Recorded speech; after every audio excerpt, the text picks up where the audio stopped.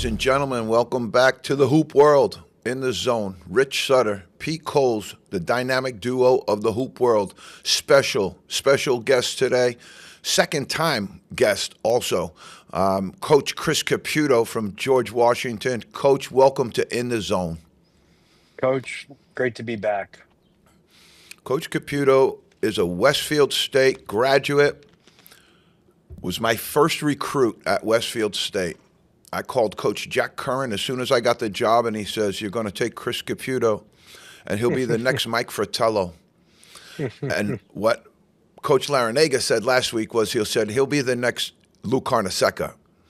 I think either one of those is really, really great. Coach, thanks for joining us today. We had a great interview with Coach L last week, and I wanted to jump off right into that because you were obviously prominently mentioned in that interview. Many of the people that are around this Westfield community and beyond take great pride in your success and what you've been able to build in your career.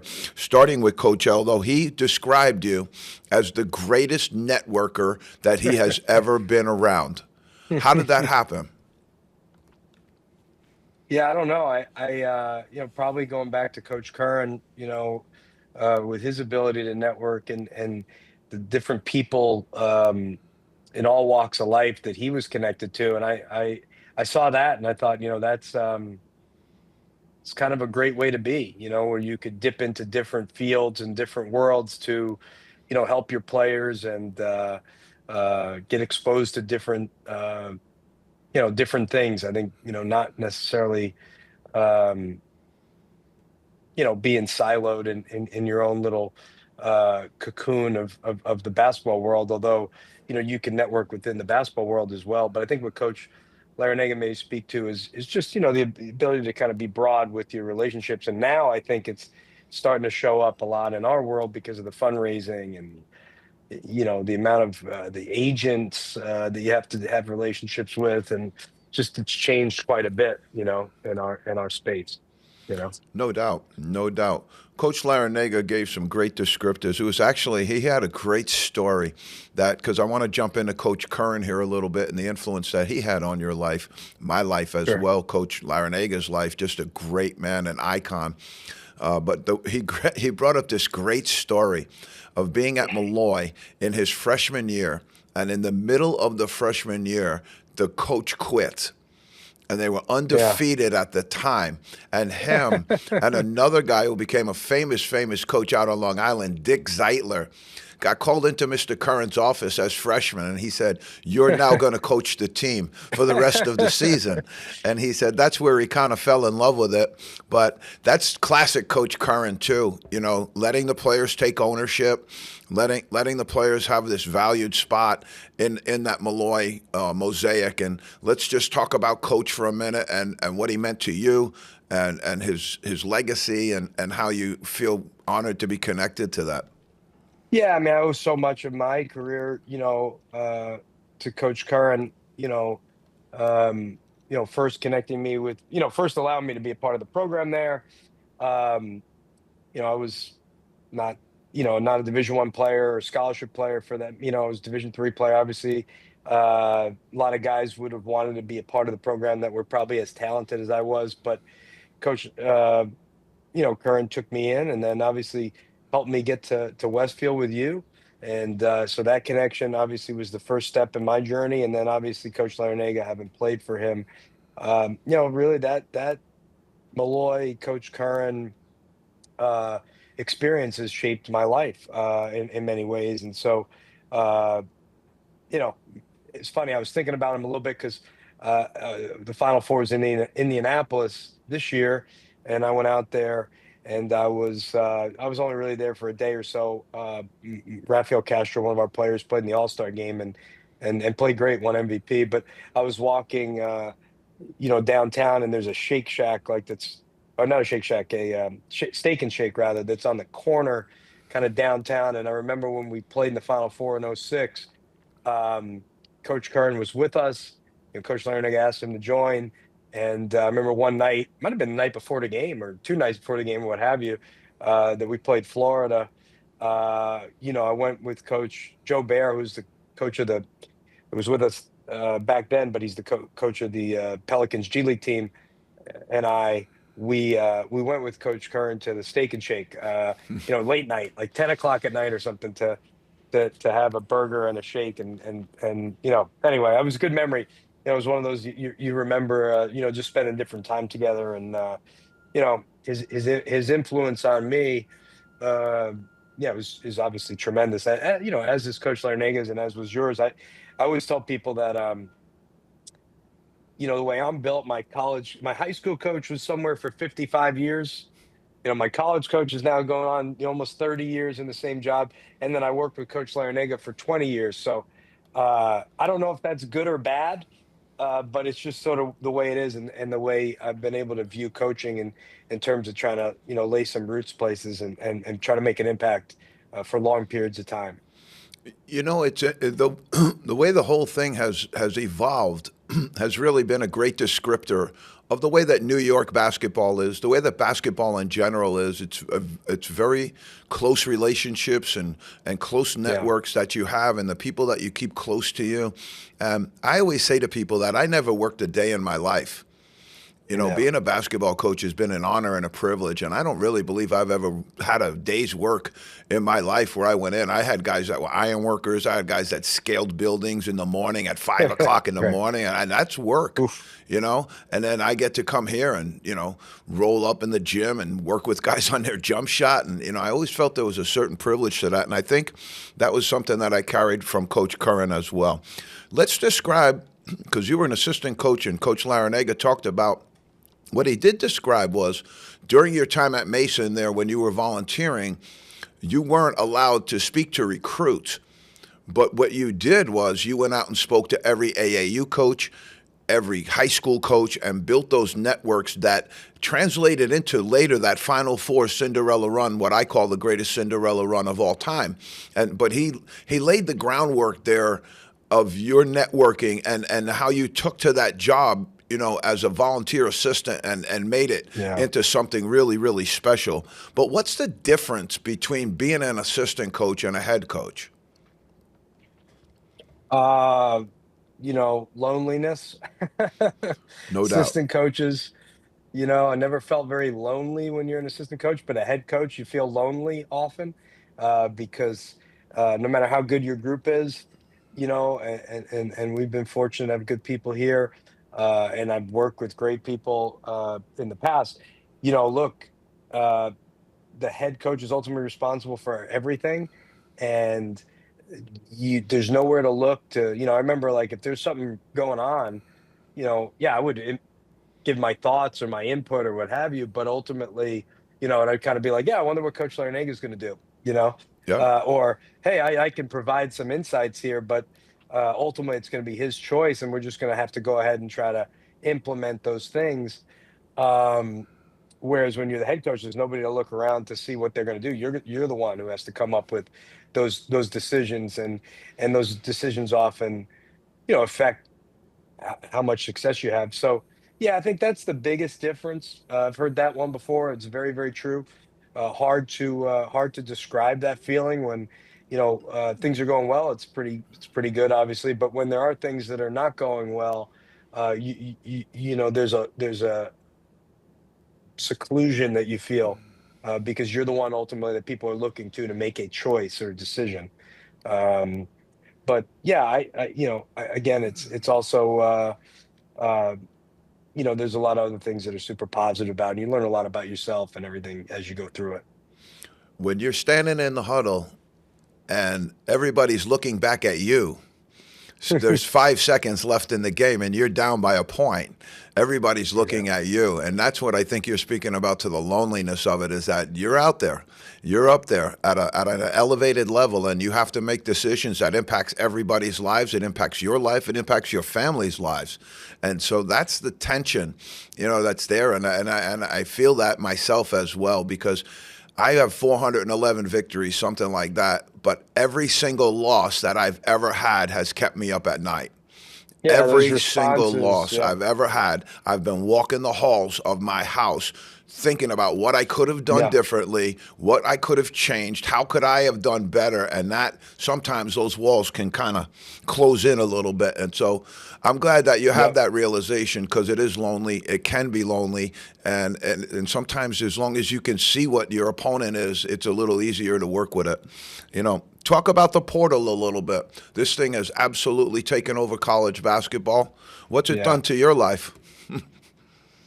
Yeah, it's just changed recruiting in a pretty extreme way in that, you're still doing your work on your high school recruits, trying to get a handful of guys, but it's certainly not 4 or 5 like it used to be in the old days. It's usually two, maybe a third, but a lot of times that might not even be done until the spring when you kind of know where your transfer portal recruiting has gone. The intensity and speed at which this stuff occurs, uh, you know, might start in the morning, and by the evening you got to recruit. You got somebody done that you might not have known about that person's interest in your school until 9 o'clock in the morning, and by 9 o'clock at night that guy's committed or he's got a visit set for the next day. I will say, there's probably some similarities between what we're doing now in Division 1 and maybe what junior college coaches or Division 3 coaches have done throughout, Division 2 coaches have done throughout the years as well, where you kind of get to the spring after your season, and that's actually when your recruiting starts. Whereas, for 20 years of Division 1 recruiting, it was always, you were developing next year's team, prior to the season that you were to play. That's obviously completely changed, and so you're dealing with agents more than you're dealing with coaches. Um, Coaches become more background check guys than people who are influencing the students, and that's probably the same thing as the parents. When sort of went from the coaches were really, a parent might lean on a coach to help that student athlete find the school, to then it became um, the parents might have somewhere in the last 10 years or so, because of social media, because of some of the opportunities, the parents really became more involved, and you dealt more with parents than anything. To now, the agents have sort of taken over from the parents, believe it or not. Yeah, actually a quite the triangle that they have going on there right now. But I understand the purpose of it. The agents have always had a purpose in the coaching carousel, moving that thing forward, and I get it. And it's probably, you and I have talked a little bit about this, and we've heard other head coaches say it's actually a little bit different than chasing a kid all year long and just having a bigger school grab them up, and you spent all your time and effort and energy running down this Yeah. recruit, and you didn't have any chance to get them because they were just going to hold out at the end for the biggest shot. Now you can kind of get in and out quicker and do your business a little bit more succinctly, I think. Let's just jump into the NIL and keep rolling that way. What's going on with that? Yeah, well, obviously the market every year seems to, it went from, these NIL deals were, either actual NIL deals, that was the intent of this, where, somebody would be paid to promote a product or what have you. That was the infant stages of this, but really, the collectives then, became a thing where university donors were pooling funds in an outside entity that would then pay the players, sort of marketing deals. um, to now, with the revenue share, what's interesting is, the football schools, uh, they are going to use the large majority of their revenue share money geared towards the football program, but they're 100%. still going to have to raise money through collectives and outside deals to compete at the highest level of football. I think where you see like the Atlantic 10 and potentially the Big East, where we don't have football, is schools can be pretty aggressive with their revenue share, internal money, um, because you're not dealing with football now. You know, the other side of this is there are a lot of schools who simply don't have the balance sheet that allows for a large percentage of their money coming from internal revenue share money, and so therefore, they're still raising money in a number of different ways, but it may be all sort of filtered through the school. And so, you're seeing each school probably has their own unique sort of circumstance if you're not in the football game. But if you're in the football game, especially at the highest levels, yeah, you're using your revenue share money. But listen, 14, 15, 20 million even is not going to win a national championship in football at this point, right? And so they're going to have to drive upwards of 50, $60 million rosters in football It's to incredible. win a national championship. Yeah. It's incredible, and the escalation has really been something to Yeah. see. And it seemingly once that Pandora's box opened, it was a box of just hope is left in there now. The hope that somebody steps up. Here's I thought was a move in the right direction. Maybe I wanted your opinion on it. They're talking about 5 for 5 now. You're going to Yeah. have eligibility based on 5 for 5. I'm not a Yeah. big Charlie Baker fan, but I think that was just, at least somebody's trying. And I assume they're going to wind up in court again, but at least somebody's trying to make sense of it. At some point, you had to maybe have a line of demarcation at some year where, yes, those guys were going to Yeah. get hit a little bit. But let's talk about the 5 for 5 and what's your opinion on that? Yeah. I think the two things that 5 for 5 probably do: one, um, you probably ensure graduation at a higher rate. I would think 5 for 5. It's hard to go to 3 or 4 schools in 4 years and get a legitimate degree. Um, 5 years probably allows for that. I think the other thing 5 years will do, they're out of the waiver business then, they're out of the injury waiver business, the hardship waiver business, or what have you. The only things that they have talked about were religious mission, pregnancy. Um, there may have been one other sort of potential waiver. I can't, but it's not injury based, and so you get those 5 years to try to make as much money as you can. I think what started to happen a little bit, quite honestly, you'd see it at a number of different places, is if a guy didn't feel like he was in the rotation, he would come up with an injury to ensure that he got a medical red shirt, because again, you want to maximize your earning potential. Sure. So why would you, in year two, let's say, if you didn't think you were in the rotation, why would you just go through the year knowing that, hey, listen, if I'm hurt this year and I redshirt, yeah, whatever I'm getting, I'll get this year, but then I have 3 more years to earn money. And so the 5 for 5 would sort of eliminate that. What I don't think they're going to be able to do unless Congress acts, is get to the one-time transfer exception. The courts have really knocked that down at every turn, and the only way you get there is if Congress acts and gets some sort of antitrust exemption for uh, that particular topic, the transferring. Because obviously, I think that would clean up a lot of this. Right? There's not going to be people paying a lot of guys to sit out, and kids will be deterred from transferring by sitting out. Um, but again, that's one that they have not won in the courts. Where they have started to win is on some of these eligibility in the years uh, uh, things, and that's why I think they feel confident going forward with 5 for 5. There, the subjectivity of it being removed would be really cool. I just think that they're in a place right now where for years they've been on the other side of midnight with some of this stuff. Pete and I talk about Livy Dunn, being a gymnast at LSU, but could never really draw a Yeah, modeling contract and make big money if she wanted to. When that was, yeah, a place where, so they kind of created their own bed that they're laying in right now. But I do appreciate them at least trying to get off the schneid here and do something about it that might make sense. And I give them a little credit for that. The the uh, mhm, the A10 had a commissioner change this summer. Bernadette yeah. McGlade out and a new commissioner in. That's good, I think. I think Bernadette McGlade did a great job for the league. I think she was a really good steward of the A10. What's the future of the A10 look like? Yeah. Yeah, Bernie did a great job, and obviously, helped navigate some very treacherous waters in the last 10 years with the way things were shifting in college athletics.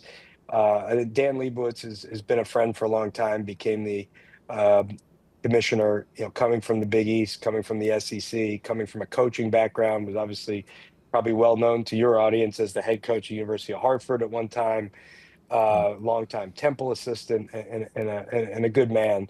And I think Dan will bring some great ideas and some experiences from, quite frankly, some leagues that the A10, aspires to compete with in terms of the Big East, and then obviously what they've been able to do in basketball in the SEC. So I think Dan will be very aggressive, and I think he's already sort of expressed publicly some thoughts about things that he thinks he may want to put his imprint on the league. But, I do think getting the 76 teams should help the Atlantic 10.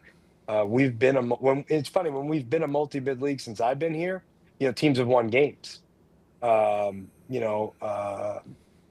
That is for certain, that when we get in the tournament, whether it be Dayton and Duquesne 2 years ago or VCU and St. Louis this year, the A10 performs well. And so we want to go back to what it was like 10 years ago when we got 5 or 6 teams in. But the reality is, I think 76, if you look at, first teams out throughout the last, 4 or 5 years, we certainly would be a two-bid league almost every year, which is a great thing. But you obviously want to get to the point where you're a multi-bid, three or four teams, and so that's what we have to strive to do. And I do think there is a window of opportunity, since we don't have football, to invest in the programs. The thing about the A10 is, I do think there's people being very aggressive in basketball because there's no football, and that gives you a fighting chance even in this environment. No doubt. No doubt. Let's just run through a little bit of the familial situation. You've been in a relationship and married to Julie for a long, long time. But what I wanted to Hmm. kind of delve into a little bit there is what, we talked about Liz Larinaga. My wife Hmm. always fondly remembers cooking for you guys and having you over to the house when we were doing all of our stuff here. Yep. What's the role of a wife in that basketball situation right now? They wear a lot of hats. Yeah. Yeah. Let's just talk about that Yeah. for a couple Yeah. seconds. So my wife Julie's been, just tremendously supportive of, my career, and has made many sacrifices even within her own career to allow me to move forward. And you know, uh, often they're single parents, when this job, in different ways, whether it be travel or, you know, game prep, uh, transfer portal Zooms and phone calls and things like that, take us away from family life. And my wife is, I guess, fortunately or unfortunately, we brought her into this 20 years ago, and she's been, just a tremendous role model for my daughters, because how hard she works for our family every day. And so I'm very lucky to have her, and that's not lost on me. But it is challenging on families. It's a different type of life, and it's not a job. It's really something that you kind of have to live. And the one thing you try to do as best you can is involve your spouse and your family in what you're doing as much as possible. I know you've done that. Coach Larinaga did that. I try to do that the best I can. My family travels sometimes with us when we play, and you know um, just different circumstances where they're around. Um, but yeah, there's real sacrifices and exchanges that get made by families, and I remember the old saying is, when coaches sometimes would be raising other people's children, and their own children were being raised by a spouse. And that there's just some truth to that. And you try to do the best you can to immerse them in what you're doing so that you are available. But the reality is, a spouse's job much more difficult than people realize. No doubt, no doubt. My wife does everything for us, and it's just amazing how she can carry it all off. Yeah. Like I wouldn't like. I've listened to Danny Hurley's wife talk with him a little bit about he can't take the garbage out, and he doesn't even know how to order food for himself. And I ain't that far from that, man. I would be Yeah. absolutely lost without my wife. I wouldn't know what I would do without her. And she has been such a great part of it, of our existence. Jordan going to Westfield State now, being able to be at every basketball game. It's been really, really cool, and That's great. that's the Yeah. thing that drives us is the family situation. When you talk about influences now, on you. I mean, obviously you're head coach, but I know you, and you're always learning, always growing. I kind of follow the Bobby Knight formula where you got to do a little bit of basketball every single day. You got to think about it, Yeah. you got to envision it, you got to see. But give me a couple of guys in the college ranks right now or the pro ranks that you have a good affinity for, and you think that they've had a little bit of an impact on what you do as well. Well, I think the first thing is, the information is so much more readily available than it may have been, 20 years ago, right? With the social media and the internet, the amount of film you can watch, the amount of clinics that are available. You used to have to go to clinics, right? Now you can just go online and find them. Uh, and so, you do try to study, some of those great, productions that are out there, whether it be Slapping Glass or Chris Oliver's podcast, where, those guys will just let you into a world of international coaches, high school coaches, college coaches, NBA coaches. That those guys are very, very willing to share a lot of information that sort of allows you to be thought provoked and start to formulate some different opinions on different things. I think there's a guy by the name of Brian Kite who's sort of a culture guy that I've learned a lot from, that works with our group. Him and his father were involved with Urban Meyer when he was the head coach at Ohio State and won the national championship there. And so Brian has, again, been somebody that I have learned a lot from. Obviously, being at Miami, obviously got a chance to know Eric Spoelstra very well. I've obviously studied their program, pretty extensively, as well as some other NBA franchises that you look up to and you get to learn a little bit from. And then look, there's so many great coaches in college now. I mean, I think, gosh, I mean, just you can't help but look at what UConn's done, and Dan's been a friend, and just sort of like marvel at the way they're doing things. Dusty May's been a good friend of mine. I'm really excited and happy for him. He's a really good guy. Obviously anybody who's winning, you're going to go watch them and see what is it that they're doing. I think when you look at just something as simple as the offensive rebounding and the playing big stuff that Florida and Todd Golden have done, and all of a sudden you start to see a lot of people doing those things. And so yeah, I think trying to keep your pulse off it. I think the other thing is, when you're in this job, you have to have young people on your staff that are doing a lot of that as well, because a lot of times you're getting pulled in different directions, and you got to have people who are um, you know, bringing those things to you in a way that you can digest and potentially, pull some out. I think we all got to be careful about, with all the information that's out there, that you're not overindulging in that stuff, because that can happen, right? But I think trying to find ways to, solve problems for your program while drawing from others, I think is in your own way, I think is what you have to do.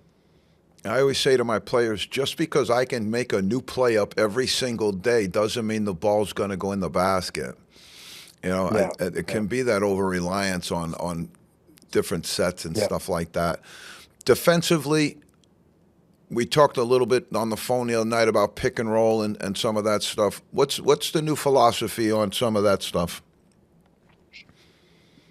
Yeah. I think, you know, to me, everyone's different. Your defensive versatility, and the ability to play in different coverages, potentially becomes a real weapon. Um, you see that there are some teams where, you know, protecting the rim and the drop with great size and playing pick and rolls 2-on-2 has been, something that, was at the NBA level at a high, for many years. And then, as the dribble threes started to happen, then you start to see people then get coming up closer to the level again, because you always talk about like Roy Hibbert was like defensive player of the year. And then like overnight, he was out of the league in some ways because the dribble threes now you can't play in that deep drop. Yeah. College, a little bit different. Not as many guys shoot the three off the dribble quite as well. Um, I think people have learned to attack switching probably at a higher level than they have in the past. And so, yes, you're still seeing a lot of switching, particularly at end of game, but you wonder how long a steady diet of switching within a game is useful. And so, you have that as well. And then, uh, a little bit of back to old school hard hedging. You're seeing some of that aggressive coverages that people are playing some, and so yeah. To me, what I see is that there's people that are doing a lot of different things, and actually, maybe within a possession or within their own team, they have different guys playing different coverages that they think they can play best. So, um, you know that's what I've seen in terms of trends. Obviously, if you're Michigan, you've got those monsters. You're playing in the deep drop, right? But not, Florida to some degree is playing in the drop because of those guys. And yet, a guy like Chinaloo, you see him switch and move his feet at his size, and you're like, oh my God, that guy is, tremendous defender of any position. Yeah. So, yeah, I think we'll look to do some of those things. We were a little bit more aggressive at the 5 and switch 1 through 4, but I think there's a world where we could be, maybe, more diverse with what we're doing. Coach, we're over time. I wanted to thank you for joining us today. Always a pleasure No to problem. have you. I know your day is unbelievably busy right now, and we want to let you Yeah. get back to getting that roster ready. We're really excited about next year for the Revs, and we're always rooting for you down here. Coach, thank you so All right, much for Coach. being with us, and we'll see you soon. Same here. Thanks. See you, Coach. Okay, Pete. All right. Right into it. Pretty good stuff. Yeah, absolutely. Great interview. All right, let's go right into Pete's Corner. We All got a right. lot of time to make up here. All right, here's the thing. I only got one question this week. Shoot. What is up with the NBA? I mean, they're just completely tripping over themselves now with this streaming thing on Amazon. People are pissed. For a long, long time, Like, early on, I could not find any of the games. I'm trying to talk to my wife, my cable provider, anybody who will listen. I mean, I found a way to get them now, but it's been bad. It's been absolutely bad. And at the same time, they're claiming that viewership is up. I don't see how that's humanly possible. But Well- I really have no clue what they're doing, because they've had some pretty good games that you would think they want to get out there and have people watch. There was one playing game that went into overtime, and they lost the last 2 minutes of it. The stream went down. Yeah. And then the other night, they have a game going on. The game is on. It's like 13-7. And they have some guys in the studio that were interviewing and going on and on about this stuff. And the game was actually on. When Kenny and Ernie and those guys, were doing their bit in the beginning, the game was actually on. They weren't covering the game. And so I'm looking at this thing going, these guys have absolutely lost their mind. Now, I do want to say, on a side note, that I had this in the baselines, is that I like Shaq, Ernie, Kenny, and Chuck back on NBA much more than I like them on the NCAA tournament. I want them removed from the NCAA tournament, honestly, because Should I think be a different crew. they don't have the knowledge base. They do NBA games all year, and then they jump into the NCAA, and they sound absolutely mind-numbingly crazy. So that's just my 2 cents. Are you applying for a job?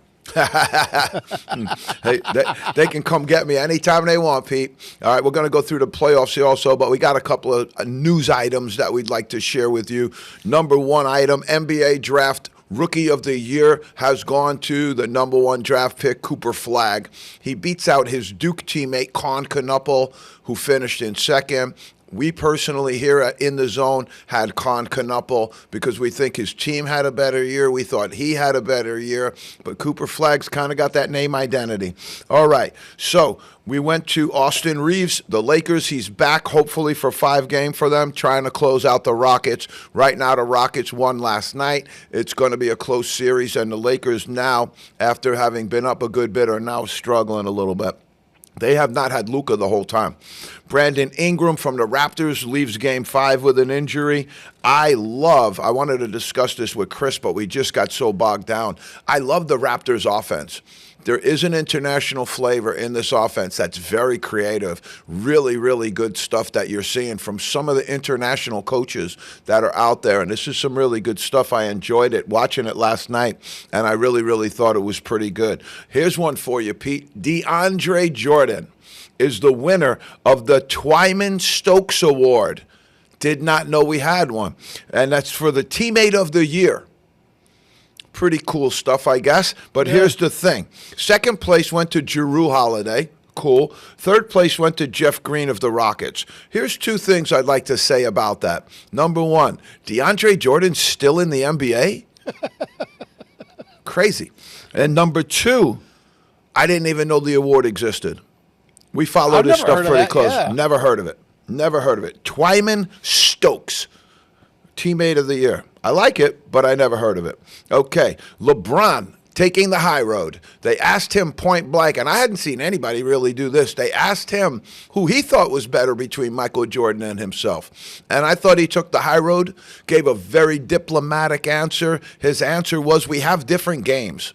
Our games are different, and you can't really make a true comparison because we do have different games. And I thought that was a nice way to put it, succinct, got into it a little bit, but to me, Michael Jordan is always going to be the number 1 player of all time. I don't even know if I have LeBron in number 2 spot. Probably after all he's accomplished, I do. But I'm a big, big fan of some of the old school guys that came up the right way. All right. And what I mean by the right way is before the NBA started fixing their stuff, their results, the fouling, all the stuff, that stuff's gone out the door. A.J. DeBonsa has extended his contract into a professional contract with the NBA. Whatever team drafts him, hopefully, I think he's 1, 2, or 3. We have him number 1. We made that announcement a long time ago. We have him as our number 1, but he is going to stay with Nike as a pro. That's another story for another show, Pete, where these young men, they start getting those sneakers put on their feet in high school, in 8th grade, and then all the way through, the money follows, and the sneakers stay there, and then these contracts with the sneaker companies are very, very lucrative and very good deals. Okay, NBA draft approaches. One of the things that I've noticed about the draft, and these mock draft boards, to me, a lot of them are put out by guys who might be getting paid on the side for, by agents or by, I don't know where the cash is coming from. But Really? When you see, like last year, Cooper Flagg, in every single mock draft, nobody had anybody else not number 1.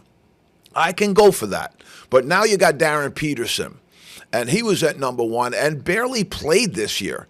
Constantly pulling on his jersey to be taken out of games, a bunch of phantom injuries, and I kept looking at these mock boards, and he was still number 1. And to me, I'm going to start calling that going LeBron. Yeah, I mean, to me, it's not even number, he might not even be in my top 5 based upon what I saw from him this past year. But there's just now a little bit of movement to kind of pull him down because of the antics that they had gone through this year. And I think these young men better start paying attention because you're costing yourself millions. Costing yourself millions in this process. All right. DeBonsa seems to be handling things pretty well. I don't know that there's going to be somebody, and it's going to be big. There's going to be somebody that says, I'm staying. Alex Condon going back to Florida, not a big deal. But if DeBonsa stays, if Cam Boozer stays at Duke, those are going to be really, really big deals because the NBA just got another shot right below the belt the other day when the lowest number of underclassmen participants are now making their name eligible for the draft. lowest number in a really, really long time. A lot of these young men are sticking around because the money is better. The money is better. And Pete and I alluded to this. You're playing a third of the games. You're adding more years to your career. You're load managing and getting paid for it. It's a beautiful thing. This is the lowest number of early entrants in years. The draft lottery is looming, and this is when you're going to see, this is where I love this NBA stuff, because now you're going to see push come to shove. All right? Pete, follow me here for a minute, because this is a little bit of a turn here. But with the draft lottery looming, the word on the street was the NBA didn't like teams tanking last year. Right. And so they gave it to a team that had a very, very low percentage, the Dallas Mavericks. Now, people also got to remember that there might have been a phone call from Los Angeles to Dallas, which wound up getting the general manager of Dallas whacked out. But they traded Luka to the Lakers and then wound up with the number 1 pick later on. And so that's where people meet this rub. Now follow me through to this year, okay? Does the NBA want to pick one of these teams and give them the number 1 when they've clearly been tanking? Or what's the option? Again, the NBA will be criticized for having their finger on the scale for fixing the draft lottery ever since Patrick Ewing came up as that first lottery number 1. They're in a bad spot. They're in a paradox. They're in a bad spot. There's no way to get out of it for them. Sounds a bit like racketeering to me. This is what I offered to them, and I don't understand why. Like, I guess people don't hear me. You know, I don't have a big platform. But if you opened it up to all 30 teams, it would be, A, much more exciting. B, much more legitimate. The ping pong balls, you mean? Yeah. Okay. Have everybody in. And so if you came in first, you can get the number 1 pick. Stop sending the best players to the worst franchises. You're destroying their careers, and you're destroying the league at the same time. If the Celtics could get the number 1 and draft the Bonsa, that's huge for the NBA because he's coming home to Boston where he grew up. Now, I know everybody thinks he's going to wind up in Utah because he's been out in Utah now for quite a bit of time. But it's not out of the realm of possibility that one of these really, really great players stays. And I would keep my eye on him as well. I would keep it on the Bonsa. So you got Alabama. Alabama, get away. Wait a minute, I have a question for you before we move on. Shoot. If a player gets drafted, can they just elect not to go to that team and just stay in college for another year? Or do they have to go to that team? They can't stay in college, but there have been some things where they've gone on and not wanted, like Colin Murray-Broyles and the other young man who got drafted by the Utah Jazz last year. They didn't seem all that excited to go to those teams. Now, what do you do? Like, remember one of the Manning brothers, who was a quarterback, said before the draft, I'm not going there. Yeah. I'm not going here. Don't draft me because I'm not coming. I think it was Eli, wasn't it?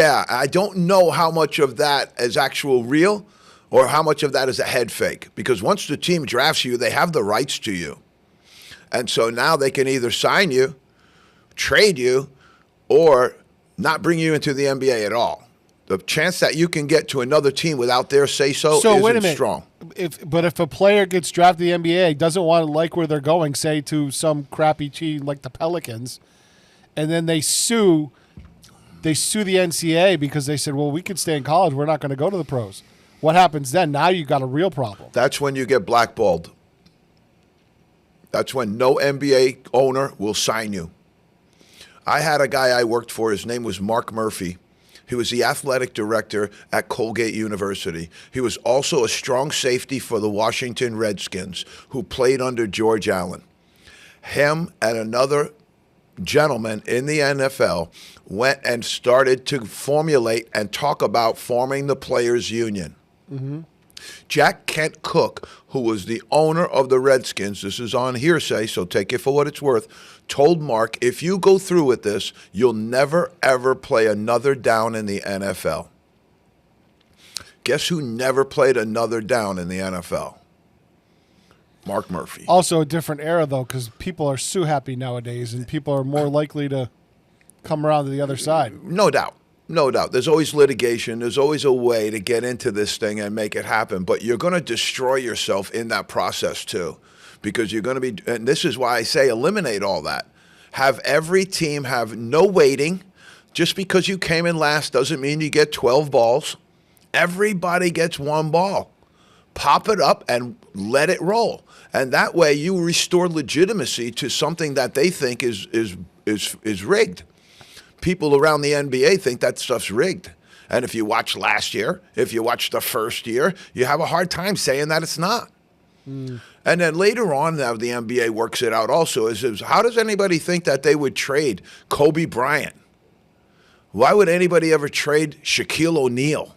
Yeah. And they wind up in L.A., they wind up in these big cities. You know, it's just, you know, I don't get it. I don't get it. But that's a good question. All right, let's keep bouncing here because we're in the NCAA now, and we're calling this segment, Pete, Alabama Getaway. They want to bring Aiden Holloway back. Aiden Holloway got caught with 2.1 pounds of marijuana in his car. That's right a bit before over the the legal NCAA limit. tournament. Most people thought Oates would bring him to the NCAA tournament because Oates is a guy who jumped in the G League. Oates is a guy who signed Bediako, who is a guy who playing. Those guys don't seem to have a whole lot of scruples when it comes to this stuff. Many people thought they would bring him back. Right now, they're waiting to see how this whole thing gets resolved legally, and they're holding a scholarship for him. Isn't that hilarious?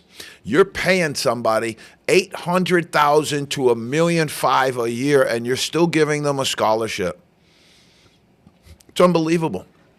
He got a big bag of Mary Jane. One more time to ease the pain.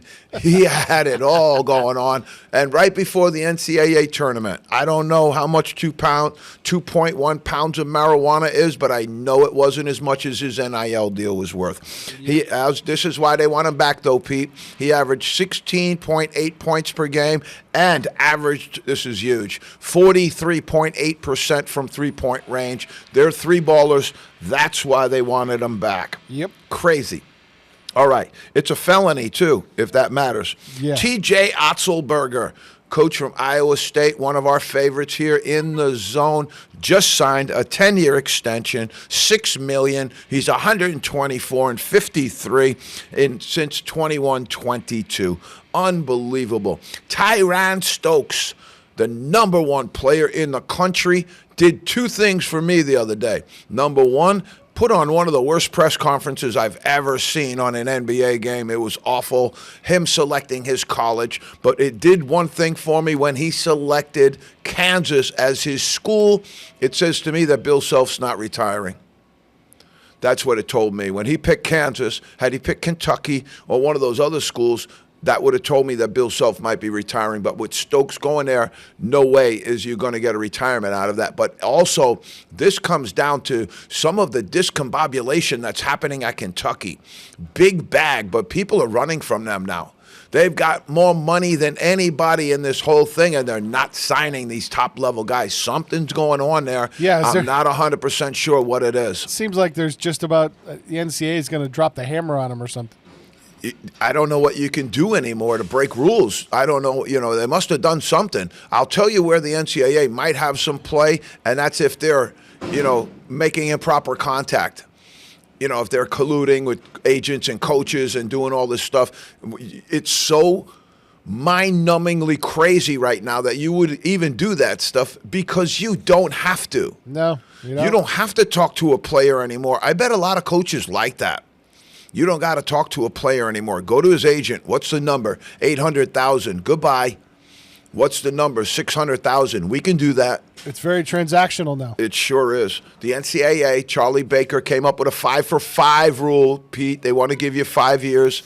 And whatever you do in that meantime is this. What Chris was alluding to in that was the one-time transfer rule. They have zero shot with that. Zero shot. What they're trying to say is if you transfer one time on your second transfer out, now you got guys that have been in 5 schools in 5 years. Easy. Right. Now you're going to say you have to sit after that first freebie. We're going to let you transfer once, but after you do that, you're going to have to sit. And Chris made a great point, I thought, there, because nobody's going to want to pay a guy to sit out right now. Nobody's going to want to extend millions to a guy that's not going to be ready to go. That's interesting.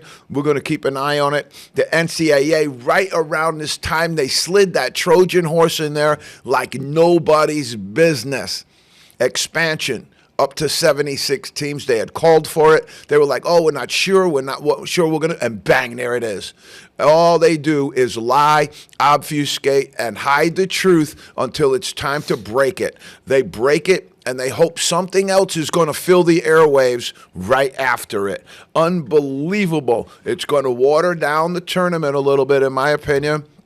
It might create a little bit more opportunity and leg room for the NCAA to pick the Miami of Ohio's when numerically they didn't fit into the whole thing. The algorithm didn't fit them into the tournament, but they wound up being 32-1, and the NCAA had no way they could turn them down. So therefore, you see the algorithm collapses, and now you've got to come up with a new way of doing business. Will this help the mid-major opportunities? On the odd chance, yes. But for the most part, you're getting Auburn, Georgia, and all of those schools at the bottom of the SEC, Big Ten, ACC, all of those power conferences, they're going to sniff up all those new bids. Brendan Sorsby, Pete, this is an interesting one. We're going to shift gears here, and we're going into football. All right? We're going to go into football really quick here. He is now entering rehabilitation for a gambling problem. Oh, boy. All right? Quarterback, ready to go into Texas Tech after transferring from, I believe, Cincinnati. Okay, he's going into rehabilitation. Here's the sad part that I want to let sit with people just for 1 second. He is alleged to have made thousands of online bets. Think about our young people just sitting in front of a phone, running their life into the ground on this gambling addiction. It's unbelievable. This young man was a Heisman hopeful. Crazy. It saddens me, Pete. It really does. Because we shouldn't allow, not that we shouldn't allow, but we shouldn't provide external opportunities for our young people to ruin their lives. We used to have adults in the room. We used to have people that looked out for these young people. And I get it's really hard now, and this guy's a young adult. You know, he can make his own decisions. But when I see somebody making thousands of prop bets, that means you bet on what cube of sugar a fly was going to land on. Yep. I mean, that's problematic And for it's me. with this Kalshi app now, you can bet on anything. Right. And so you think also, well, I'm making all this money. Not when they give it to your agent, not when you're going to have the IRS come knocking at your door, and certainly not when you're giving it to the hard boys out in Vegas. Yep. All right, Pete. I don't have time, I don't think, to do all of this, but I'm just going to run you through where we are. There's no way. All right, we started last Friday, and we had all of these games in between. We had some great games. We'll hold that over maybe for next week. We can do this. I'll give you this instead. All right, here's some basketball odds for you, and then we'll cover the playoffs, where we are in the playoffs and where we're going, okay? Really, really good stuff going on in the playoffs, and there's a lot of stuff that, like, you sit there and go, wow, this was a little surprising to me. The Magic over the Pistons right now, got to be a little surprising, all right? So here we go. I'm going to give it to you right now, though, Pete. High school, okay? You're going to love this, all right? Okay. High school, participants in basketball. 500,000, 537,438. Okay? Now, the percentage of people that go on to play in the NCAA, any form, 213. That is percentage-wise, Wow. 3.6%. Wow. Now, watch this. High school to D1. 1%. Yeah. High school to D2, 1%. High school to D3, you'd think that number would jump a little bit because we have 400 teams, more participants, 1.5%. Those are your chances. And I put that segment out there for our young people. Not to disillusion you, not to dishearten you, but to give you information about what you're up against. There's a really competitive environment. If you want to make it to D1, get in the gym. Work, put it all together. You still might not make it all the way there, but at least you're going to have satisfied yourself that you would have given the maximum effort to what you were trying to do. Duke and Kentucky have 7 and 5, 12 of the last 30 one-and-dones. Here's a couple of them for you, Pete. They call it number one. I don't know what their criteria was. They said this is your top 30 one-and-dones. All right? Zion Williamson. I don't know what they're judging it on. Certainly not on his NBA career. Michael Beasley. I'm not sure what they're judging that on. He spent 1 year in college, and his NBA career has been muddled. Durant. KD, I see it. Flag, I see it. Anthony Davis, I see it. Carmelo Anthony, definitely. Greg Oden, what did he ever do? Kevin Love. Kevin Love's uncle is the singer from the Beach Boys, Mike Love. Holmgren, Bagley, Ben Simmons, Trae Young, Jahlil Okafor, Caden Cunningham. How's he not higher on the list? John Wall, how's he not higher? Lonzo Ball, Brandon Miller, DeMarcus Cousins, some other good ones in there. We'll keep it rolling for you, but I want to get into the playoffs. Here's where we are right now. Okay, the Thunder and the Suns. Take out the broom, Pete. Take out the trash. 4-0. They're gone.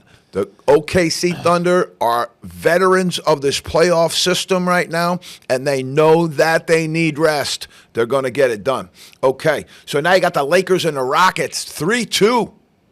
3-2. The Rockets held on last night. They go back to L.A. If the Rockets can somehow hold on, they'll be able to come back for a Game 7 in Houston. Maybe what they're operating right now without Kevin Durant. Don't have them.